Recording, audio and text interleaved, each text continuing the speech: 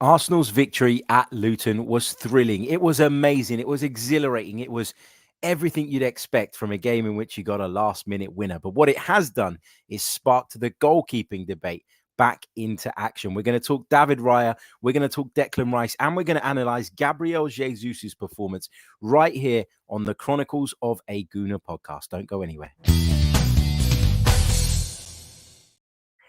Hey everybody, how's it going? Good morning. Welcome back to the show. Welcome back to the podcast. I think I'm still cold from last night. Genuinely, like my bones are cold after sitting outside at Kenilworth Road in the gantry where you're exposed to pretty much all of the elements. Thankfully, it wasn't chucking it down with rain. But yeah, awful journey home, by the way, from the Kenny. I got stuck in traffic on the M1, which added about 45 minutes to my journey.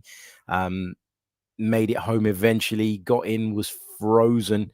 Felt like I needed to have a really hot shower because, as I say, I felt like my bones were cold. Gone to bed, woken up this morning, still feeling chilly, still feeling a little bit beaten up by the whole thing, but not just sort of physically, but mentally as well, because that was quite the ride, wasn't it, emotionally?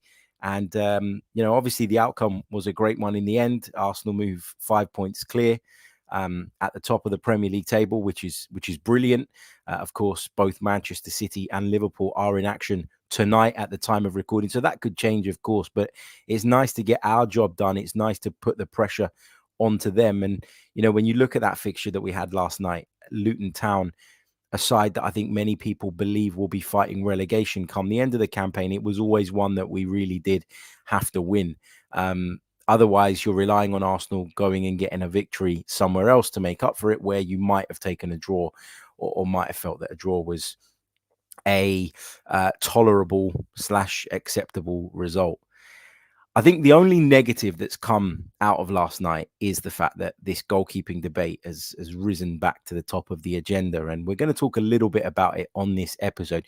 This is one of two episodes that you're going to get today on the Chronicles of a Gooner podcast. We released an instant reaction from Kenilworth Road last night where I sat in the cold, which is probably why I feel like crap today, to kind of break it down, give you guys some of my initial thoughts after the full-time whistle.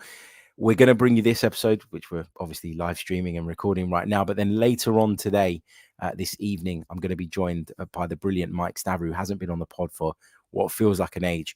And we're going to focus particularly on Kai Havertz as well as some other elements. So if you're looking at the title, if you've just joined us, if you're tuning into this episode and you're wondering why I've singled out David Raya, Declan Rice, Gabriel Jesus, and I haven't saved space or dedicated a section to Kai Havertz, don't worry, we're going to do that a little bit later. I didn't want to be repetitive. We want to do two separate episodes, and we'll be able to spend a lot more time that way on Kai Havertz, who I think it's safe to say has arrived at Arsenal now. But we'll get into that, as I say, in a little bit more detail a little bit later on. I mean, I'm still buzzing from having got to meet Thierry Henry. Now, it's a very, very brief encounter. And when I say brief, I mean very, very brief. But look at this. I mean, I would have had a shave if I knew that he was going to be there. I still haven't had a shave. I need to get down to the barbers at some point and get the hair and the beard sorted out. The hair and beard combo is a bit off track at the moment. But yeah, I mean, just trying to unpack what we saw last night has been quite difficult. It's one of those where you have your initial thoughts, you have your initial buzz, you have your initial kind of, I don't know what the word is, your initial kind of prognosis of what you've just watched, but then it changes and it evolves and develops after the dust settles a little bit. Because when a game is that emotional and you go through those ups and downs over the course of 90 minutes, it's not easy to gather your thoughts and be concise with them and be rational with them in the immediate aftermath. So I definitely felt like I needed to do another episode today so that we could discuss some of these key topics and key subjects. Right. Before we dive into the content, the Raya stuff, which is what I really want to focus on in this episode, I do want to say a few hellos to some of you in the live chat. Big hello to Junior, who says, "Good morning, Harry, and my fellow Gooners." What do we do first, folks? We like, we subscribe, we tell a friend to tell a friend. Agreed. Thank you so much, mate. Really, really appreciate it. John says, morning. My nerves are still shaking from last night. Jan Tora says, I don't believe that Raya will be dropped. If it was real competition, then it would have been interesting, but it's not. I believe Rambo will push for a move and he will deserve it. Jamie says, good morning, Harry. My first time joining you live, although I do listen daily to your podcasts. Keep up the fantastic work. Way too many individual mistakes. Ramsdale must be given his chance now. Come on, you Gunners. Damien says, Raya will not be dropped. He is the number one. Ramsdale also made a mistake in his last game. That's a really valid point, and we'll get into that a little bit more in a little bit more detail. Sammy says, I think that may be the most work we've seen Raya face in one game so far, and he really didn't shine. I would love to see Ramsdale back, but I don't think that's in Arteta's plans. I'm not going to go through everyone's comments because otherwise we won't ever get into the kind of conversation, and we'll be dedicating a section to the comments a little bit later on in the show. So I'll save that for now. But Graham says, Graham has a different opinion, and I quite like this because I think this brings another element and another dynamic to this debate. He says, there's no way he can drop Raya, Harry. You can't drop someone every time they make a mistake. And I think that's a really important point. So just put a pin in that, and we're going to come back to that in a moment or two. But anyway, let's dive into the analysis of David Raya's performance. So I'm not going to blame David Raya for the first goal because I don't think he was at fault there. I think that was poor defending from the set piece, generally speaking. I think it was Jesus and Martinelli, if I'm not mistaken, that Osho got in between. And when he arrived in that position, it was a really good header. It was tucked away in the corner, and David Raya, you know, having seen it from a number of angles, just had no chance of getting there, to be fair to him. So I don't want to try and create a bigger narrative around David Raya than there already is. I think he was at fault for two of the goals, and I'm going to analyze those two goals right here. If you are listening on audio, I do have some images that I'm going to use to kind of aid my discussion and my analysis. So if you do want to come over to the YouTube video, you can do that as well. But if you don't worry, I'll do my best to explain, of course, what it is that we're looking at on the screen. So the first screenshot I've got is from when the corner's just been taken. You can see that the ball's just sort of entering the 6-yard box area. Obviously, it's high up, but it's getting into that territory. And I look at David Raya there, and I think what David Raya has done is that he's realized pretty quickly that he's probably got the flight of the ball quite wrong. And as a result of that, there's a slight moment of hesitation, which means that he then loses ground. Now, as a goalkeeper, you've got the advantage of being able to go up with your arms. You've got the advantage of being able to jump, leading with your arms. Therefore, you know, you can raise your knees up like Jens Lehmann used to do, and like some of the older school of goalkeepers were obviously coached to do. There's a slight moment of hesitation, I think, here as Raya comes out when he realizes that he's got the flight slightly wrong. And that moment of hesitation just allows him to lose control of that territory right on the edge of his 6-yard box. And that allows a couple of Luton Town players to get their bodies in there. And you can see that although Adebayo is the one that scores the goal, there's another player there who is sort of there working as a bit of a blocker. And that blocker doesn't get into that position if Raya reads the flight of the ball correctly, positions himself correctly, and doesn't hesitate as a sort of consequence of the realization of the fact that he's got the flight wrong. So I think the error starts from there. It isn't just the jump. It isn't just the flap. It isn't just the fact that he doesn't get any contact on the ball. I think this error begins quite early on in the process here. Then, of course, the ball comes in, and you can see on the second screenshot that I've got on the right-hand side of the screen that David Raya eventually does get himself up off of the ground, but not anywhere near high enough. And the reason that he isn't able to get up high enough is because if you've got the flight of the ball right and you do it all in one movement, i.e. you work out where you need to position yourself, you make that run, and then you use that momentum from the run to get yourself off the ground and get yourself above the striker. That's how it should be done.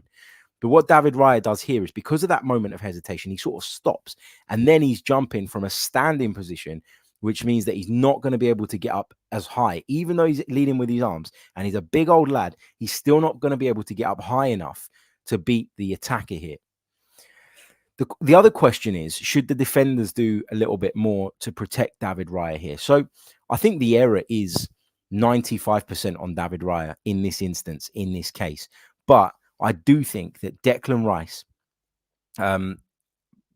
is one of the players involved here, and he probably can do a little bit more to protect his goalkeeper. You can see in the second screenshot that he is there in the end trying to protect David Raya, trying to put off the attacker, but in sort of leaning into the attacker, all he's actually doing is kind of pushing him towards David Raya, which will affect his momentum and impact his ability to then get up off the ground as well. So it's a combination of things.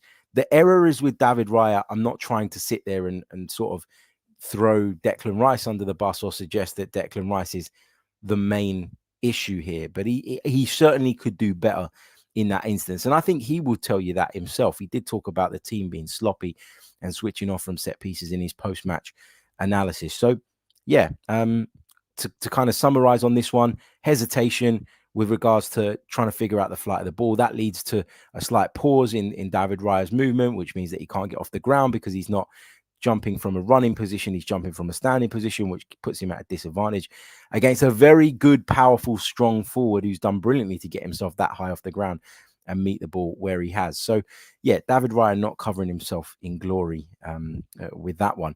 Then I take it on to the second goal for which David Raya was at fault, and that was Luton Town's third goal, the goal that put them 3-2 up at that point. Now, when I've watched this back again this morning, and I've watched it back probably 10, 15 times before I've decided what I want to say about this, I think actually his initial positioning here is quite good. Now, I think what the defense do pretty well is that they do force Barkley into a wide area. And, that's what you want to do. You want to reduce the size of the target available to him. You want to make the angle more difficult. If you wind it back just a little bit, if you watch it back again, the ball does make its way into the center of the pitch. And then Luton work it back out left. And I think, if I'm being overly critical, and again, I am trying to be thorough in my analysis, which is why it probably sounds like I'm being overly critical, you are looking at Bukayo Saka and maybe thinking he could have been working back that little bit harder. And normally he does, which is why it caught my eye and surprised me a little bit. But it just takes him a little bit of time to get back. And then as a result, I think, Ben White, who's trying to remain compact and keep close to the centre half and whose focus is to keep him wide, then maybe engages just slightly too late. But you look at that first screenshot and you think, David Raya is in the right position. He's protected the near post sufficiently, but he's also narrowed the angle for Barkley to go back across the goal, which is what you would probably try and do as a forward player. You'd be hoping that, maybe if you slightly scuffed it, got it wrong, there'd be someone at the far post to potentially knock it in or whatever. So the problem is that Barkley's shot is essentially really, really close to David Raya's body. And it squirms underneath him. You can see it in the second screenshot. Raya goes down, and it just seems to take an age for him to get down, and the ball squirms under him. Did the pace on the ball catch him out? I think it did. Now, that's not an excuse. As a goalkeeper, you should be prepared for anything. But and even more so in that circumstance, because if you've done your job and you've managed to force the player wide as a defense, then there's a good chance that the forward player is going to try and put some welly behind it because the target of which he's able to hit is limited. So you understand and expect, the player is going to hit it with power. How many times have we seen players from that position that Barkley's in blast it into the roof of the net and give the goalkeeper no chance that way? The right thing here for David Raya to do, given how close the ball was and the shot was to his kind of hip, is to go with his leg. Sort of a la David De Gea style, like, the way that De Gea made so many good saves over the years with his leg. And I think a lot of goalkeepers would go with their legs in this instance. And, you've got a split second to make that decision as a goalkeeper, right? It's not like you set yourself there and you're going, well, if he goes low next to me, I'm going to go with my leg. If he goes into the roof of the net, I'm going to go with my right arm. If he goes across the goal, I'm going to dive with my outstretched left arm. It's not like you have time to think about that in that moment. So it's based on instinct. And sometimes, your instinct will let you down. I think the very, very best goalkeepers, more often than not, see their instincts get them out of trouble and save them.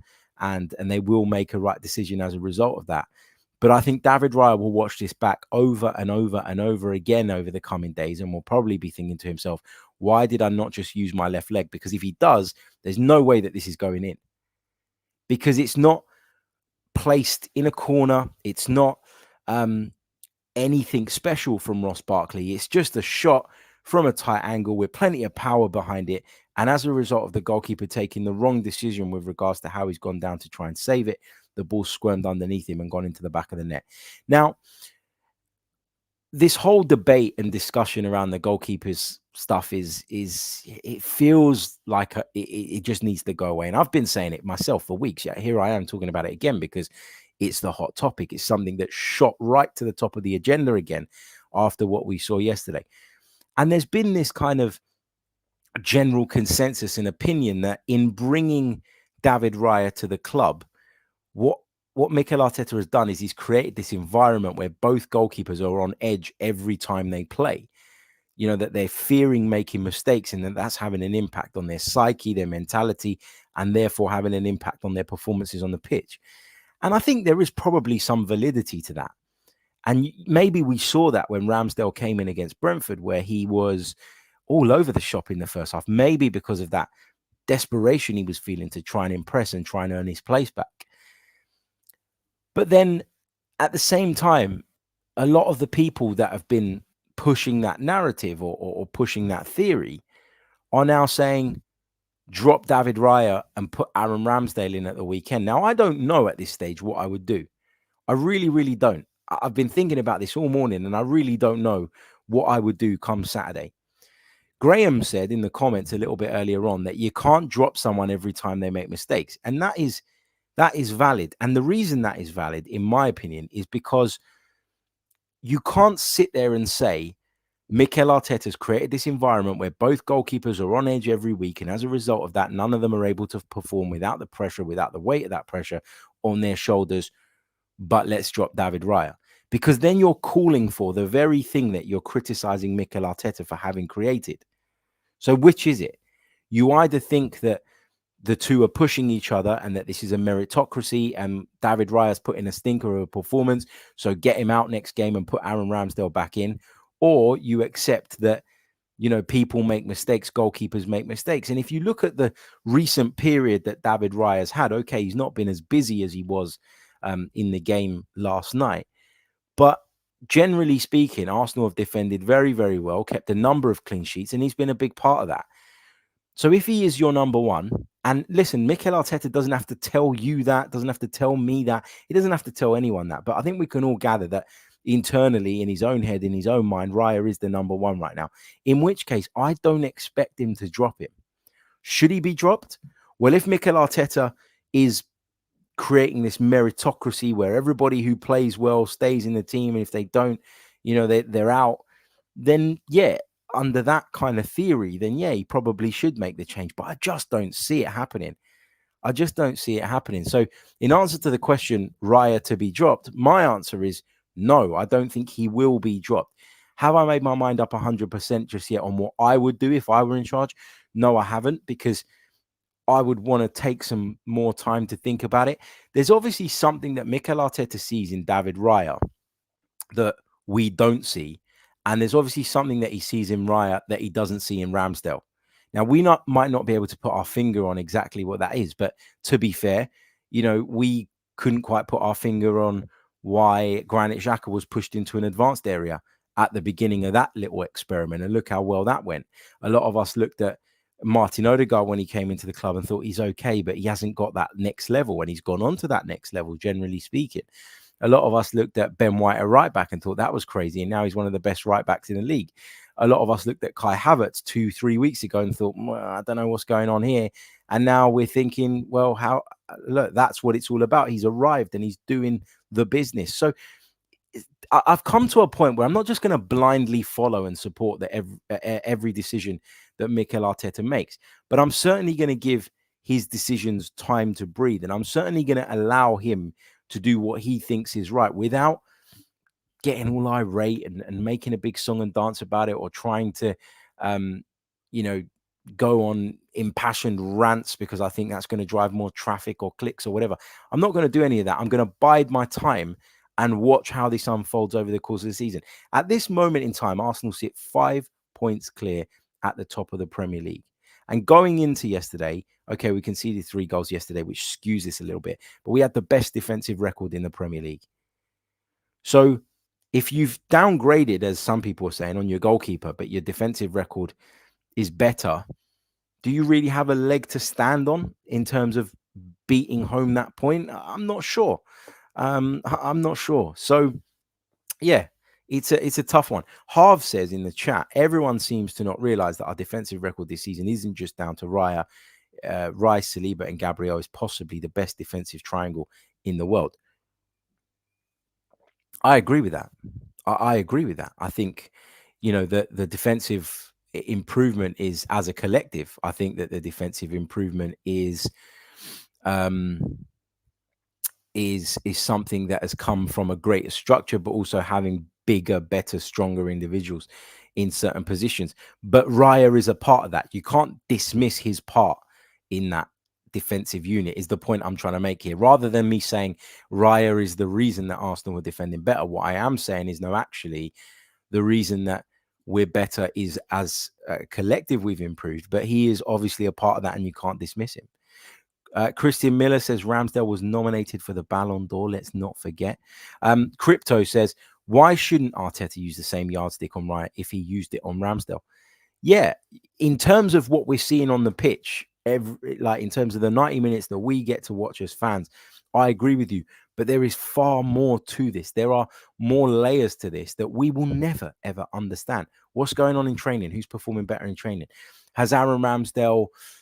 I know we all look at him and think brilliant character, and I'm not saying this is the case, but is there a chance that he's in a bit of a mood at the moment, and that's coming across in training and around the training ground and all the rest of it? That would never come out publicly. Why would Mikel Arteta ever want that to come out publicly? But there is a chance that could be happening, and maybe that's something that's put Mikel Arteta off of giving him a chance again. I don't know. I'm speculating, but that's the point.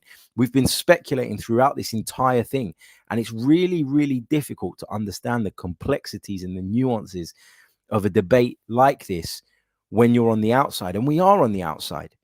So am I going to sit here and say David Raya should be dropped, blah, blah, blah? No, I'm not. I'm going to say that if I were Mikel Arteta right now, I'd be thinking long and hard about this. I don't need to make a decision on Wednesday with regards to who's going to play on Saturday. I'd be biding my time.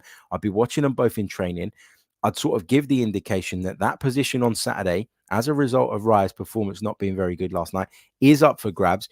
Ramsdale, show me what you got. Raya, show me that this was a one-off and that I should continue to trust you. That's how you use these things to motivate the players and get the optimum level out of both of them. So that's where I'm at on the goalkeeping debate. And interested to hear some of you guys' thoughts as well. Amira says goalkeepers are trickier because Havertz, for example, could be given a sub or rotational minutes to build confidence. You can't do the same for a keeper unless you rotate evenly like Brighton do. Well, Mikel Arteta said, and these were the words that came out of his mouth, that he at times has considered substituting a goalkeeper and that he would consider doing that going forward.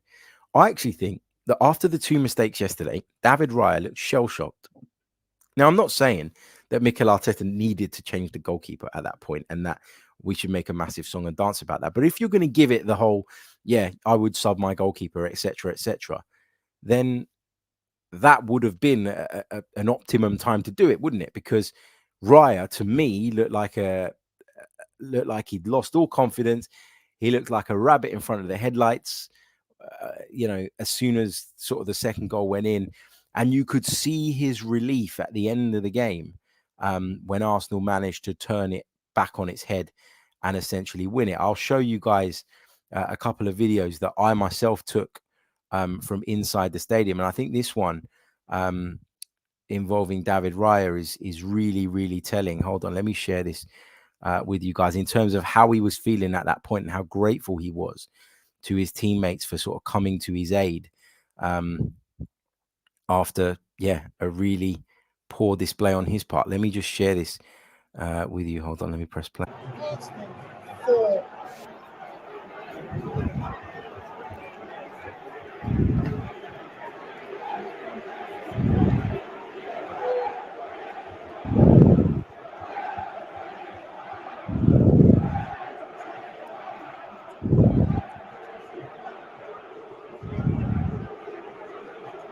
And I think the beautiful thing about this is that not only is David Raya going over to, thank Declan Rice and Kai Havertz essentially for digging him out of a hole, but that the players have rallied around him. So this other idea, this other notion of, well, the players are upset with Arteta because of the way he dropped Ramsdale and they're not really warming to David Raya is also a nonsense as well, because they could have easily not given it 100% last night. They could have easily felt sorry for themselves at 3-3 in stoppage time, stopped pushing and played the blame game after the full-time whistle and said, well, David, we've dropped 2 points tonight and it's on you, mate. No, there was none of that. There was, we're a team, we're all united, we're all together, and we're going to get our mate out of a hole here. And we're going to make sure that we can, that we can hopefully, go on to the next game and do it in a much easier way. If I take you on to another video, hold on a minute, sorry about that. If I take you on to another video I took, this was the scenes at the full-time whistle in front of the away end, and I can tell you from being in the ground that the Luton Town supporters were not happy with this.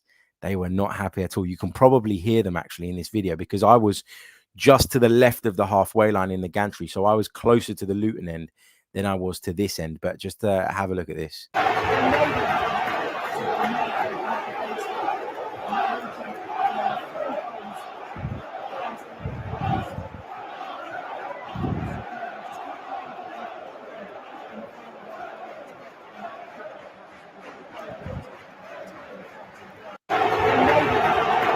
So you can see that. You can see how much everyone is together. You can see what it meant to the fans. You can see that the players were enjoying it. And you can see that Declan Rice was being pushed to the front of the queue to celebrate there, having been the match winner at the end of the day. Right, going to take a really, really short pause. And then I want to talk a little bit about Gabriel Jesus' performance, because I thought it was a masterclass from the Brazilian.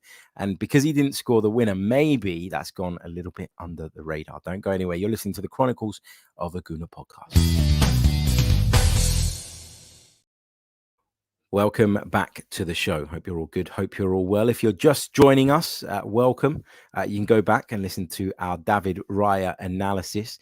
We had a good in-depth look at the 2 goals that I believe he was at fault for last night at Kenilworth Road. Let me know your thoughts, of course, in the comments if you're watching us on replay. If you are watching this on YouTube, please do leave us a like. It really does help. There's so many of you with us right now. We've only got 64 likes on the board. There's no reason why we shouldn't have 150, 175. So please leave a like on the video. Also subscribe to the channel. And if you want some reaction that was straight after the full-time whistle, pretty emotional and all the rest of it, then please do go back to the last video on the channel, the last episode of the podcast on your feed.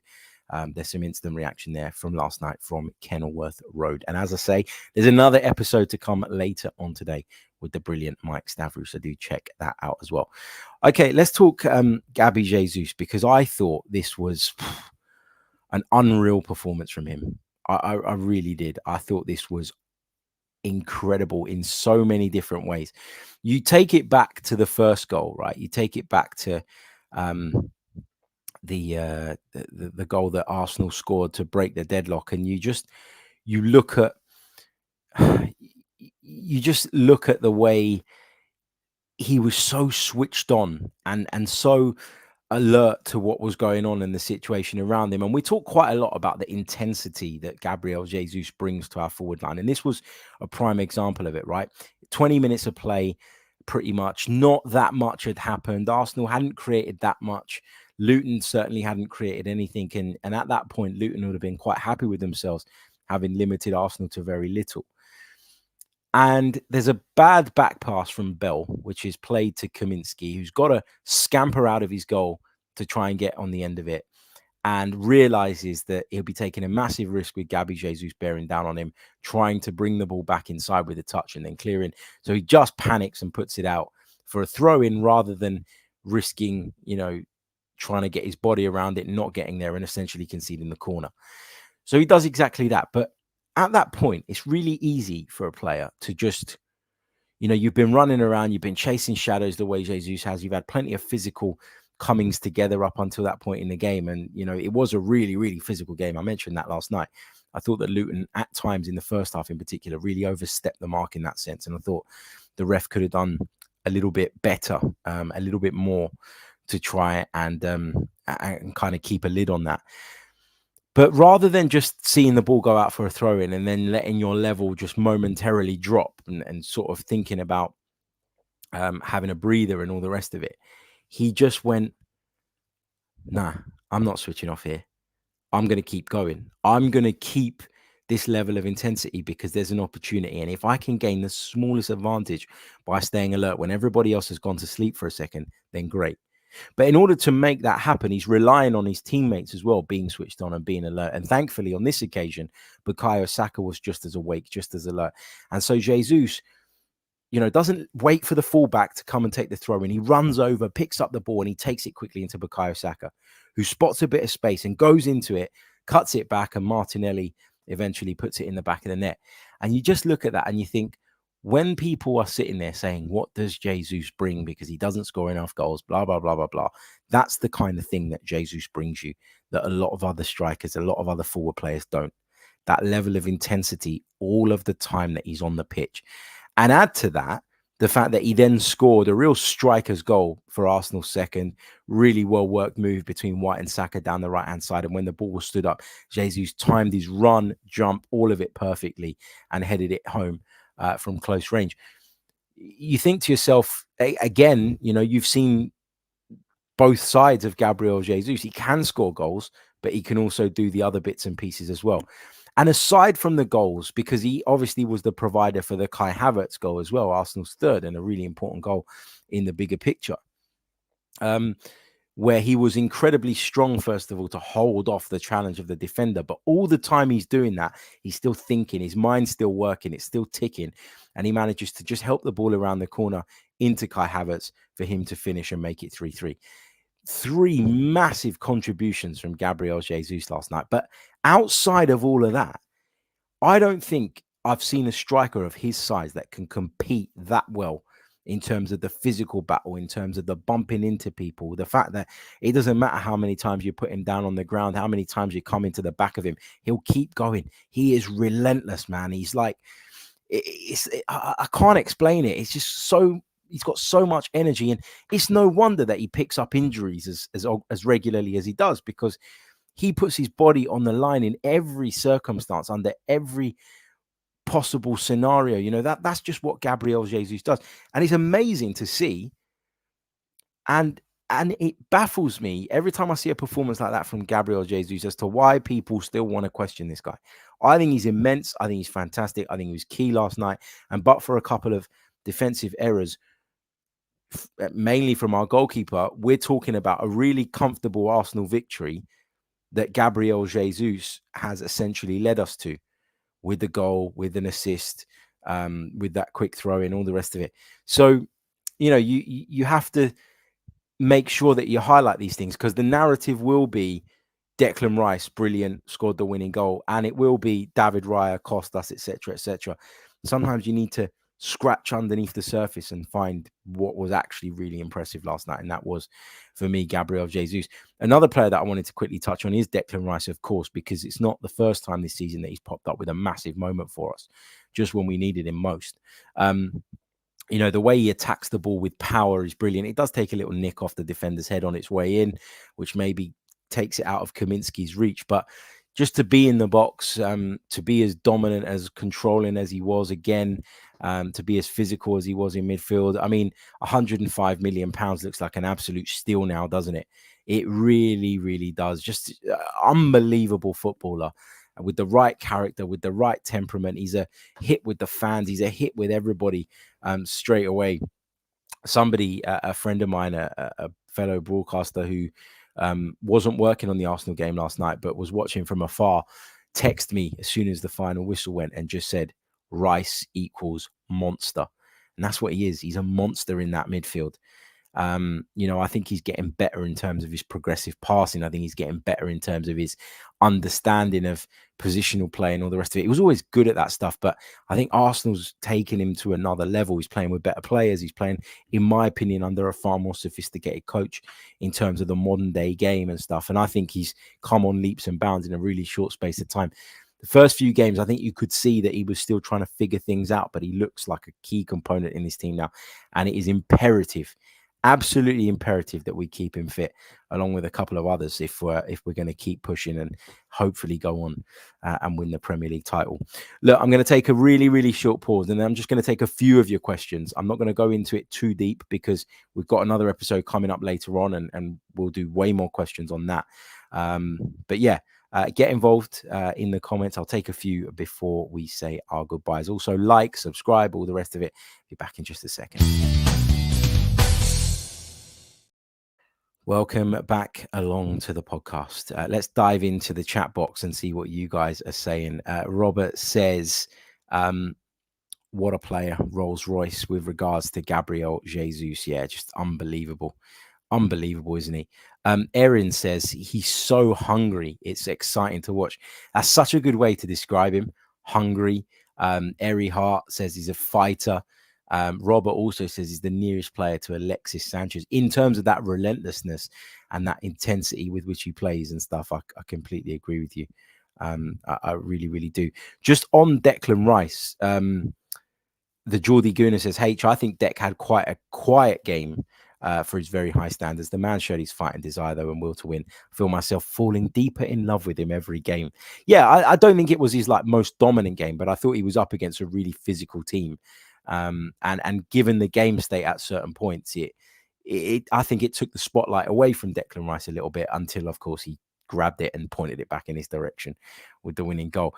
Crypto FPL says, don't forget Kai Havertz was brilliant. I think it's his best game for the Arsenal. I do too, but we're going to do that on a separate show later on, where we're going to do a real deep dive into Kai Havertz and the way he's kind of come on at Arsenal.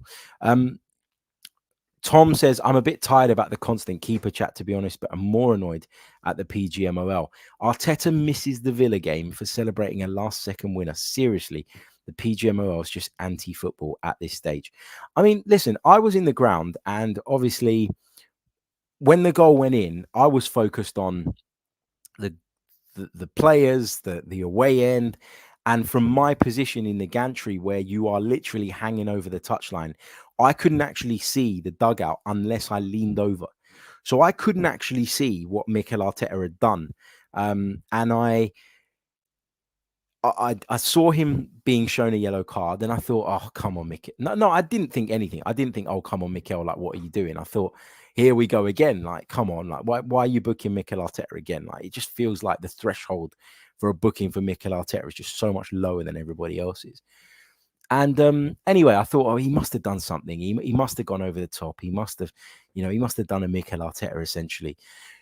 I got home and I got into bed. I climbed into bed at whatever time it was, some ridiculous hour in the morning, and I was scrolling through Twitter and I saw a video of Mikel Arteta's celebration with his coaching staff. And then I saw the yellow card show. Now, did something else happen that the cameras didn't capture? Because if that's what he's been booked for, that is ridiculous. And I tweeted something to that effect last night because I think it was an absolute shambles that is deemed as unacceptable. My tweet said I was completely focused on the goal, so didn't catch what Mikel Arteta was booked for. I've just seen it back, and it really is laughable to book a manager for jumping up and down on the sidelines with his staff, having just seen his team score a 97th minute winner, is not just harsh, but in fact ridiculous. As a consequence, he won't be in the dugout for the game versus Aston Villa at the weekend. Now, I wouldn't be surprised if the FA decide to finally get on with this charge of his as well, and probably ban him for the Liverpool game as well. It feels like, there is a bit of an agenda against Arsenal, like they're trying to make a bit of a thing of Arteta's behavior. They're trying to stamp it out, and look, he does give them excuses sometimes, but I don't think what he did last night was anywhere near worthy of receiving a booking. But hey, what do I know? What do I know? Aaron says fans will get lifetime bans for celebrating football soon, or refused entry into stadiums for smiling.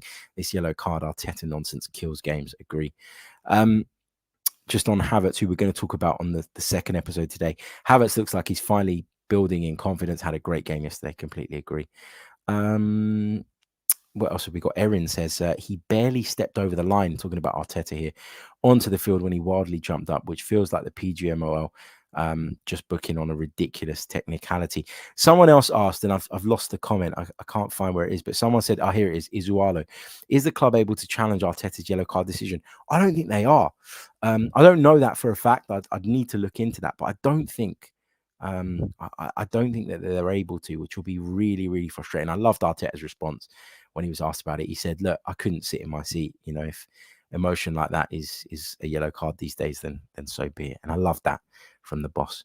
Anyway, I'm going to leave it there, and I'll catch up with you guys a little bit later on today. I'll be joined by special guest Mike Stavrou of The Athletic, and we will be talking Kai Havertz in depth and getting his thoughts on Arsenal's season so far, the win at Luton, and more. Subscribe, like, share, all the rest of it. And if you're listening on audio, please do leave us a review, and I'll catch you all a little bit later on today. Until then, goodbye.